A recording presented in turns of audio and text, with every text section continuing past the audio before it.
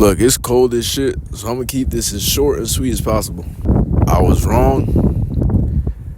I failed. And I'm ready to try again.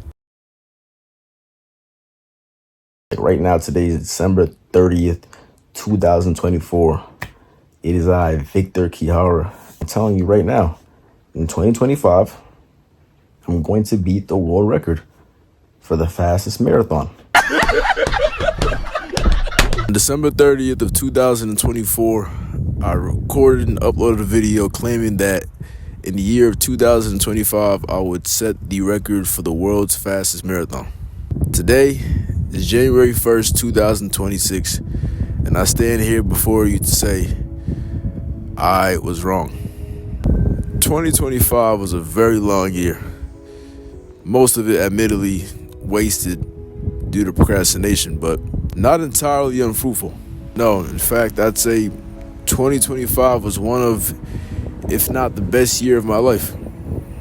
The year began as most do in Massachusetts. Snowy streets, accompanied by brutally cold wind gusts that make you want to run back in your house the second you step out.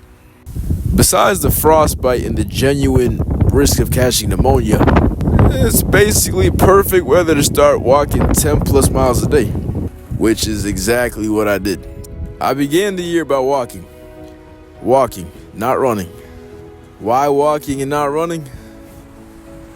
I mean, do you honestly believe I have a reason behind any of the things I do? What?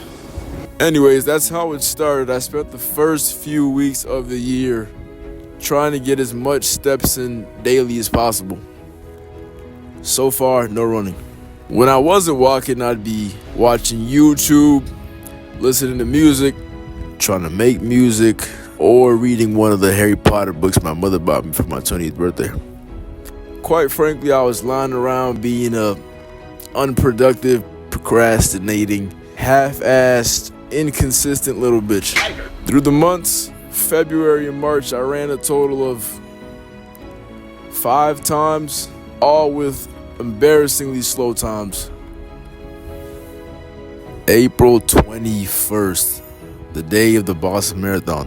I had the pleasure of watching my fellow Kenyan John Career finish in first place with a mind-blowing finishing time of 2 hours, 4 minutes, and 45 seconds. Having a wave of motivation come over me, I decided to go on a run for the first time in about a month, where I ended up running a PR of 3.4 miles in 33 minutes. Yes, sir. Keep it up. Good work. Good job.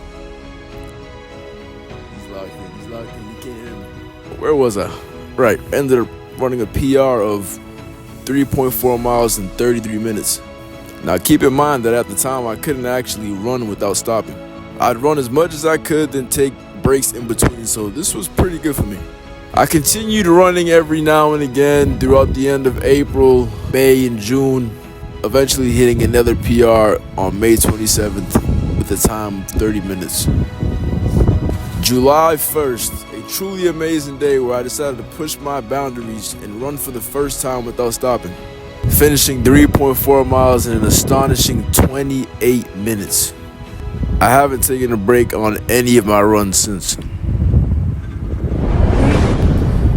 Of course, all this PR setting and non-stop running had me tired, so I fell off with a few inconsistent runs throughout the months July and August. September 8th, this was another major turning point in my journey.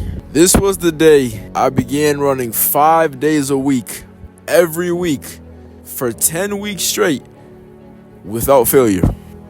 Days where it was painful, days where I was tired, which was most of them, days where I wasn't as fast as I wanted to be. I was out there each and every single day. I went from not being able to run without taking a break, only being able to do that for some 2 to 4 measly days followed by weeks of missed days, to a structured, disciplined 2.5 months of pure, relentless running. It is one of my most beautiful and greatest accomplishments to date, and I'm incredibly proud of myself because of it. But as I'm sure you've heard before, all good things must come to an end. November 19th. I said, you know what? To hell with all this shit. I'm taking a break. And that was the day that I ended my 10-week streak. I failed. It may seem like nothing to you, but that 10-week streak was everything to me. Breaking it felt like my whole world was over.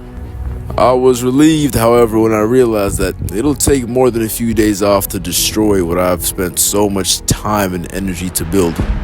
I didn't quit just to break, and I eventually picked it back up and continued running as consistently as possible. Which brings us to now, January 1st, 2026. I don't know what I was thinking. Me set the world record for fastest marathon when I can barely break a 7-minute mile. I don't know, man. I don't even feel like talking. I probably look and sound stupid as shit right now, but I feel like I owe it to myself to take accountability for my shortcomings. I was wrong, and I failed. I was wrong when I said I set the world record for fastest marathon in 2025. I failed to keep that promise. But I also ran more in 2025 than I have in my entire life.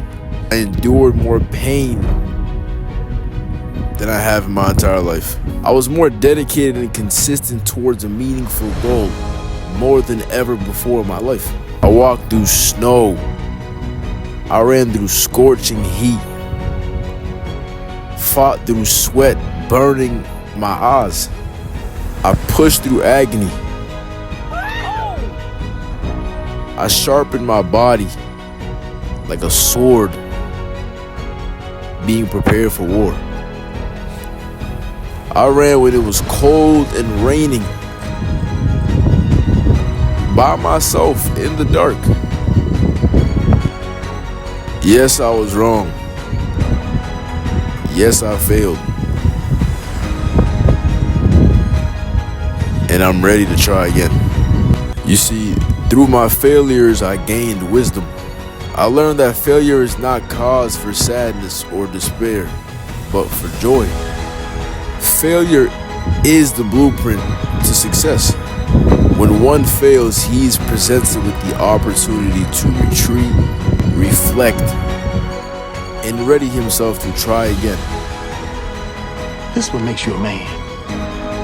When I was growing up, this was all the protection we needed. You win some, you lose some. But you live to fight another day. I was wrong, I failed, and I'm ready to try again. Now, if you'll excuse me, I have a marathon to train for.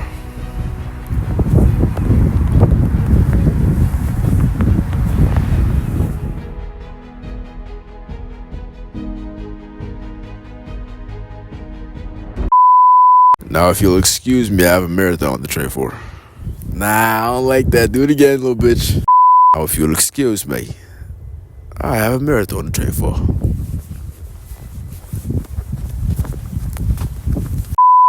You know, British fam, what are you doing? What are you doing that eh? It's freaking freezing my bullocks off it. Trying to make music. Or reading one of the Harry Potter books my mother bought me for my 20th birthday. Oh, Tim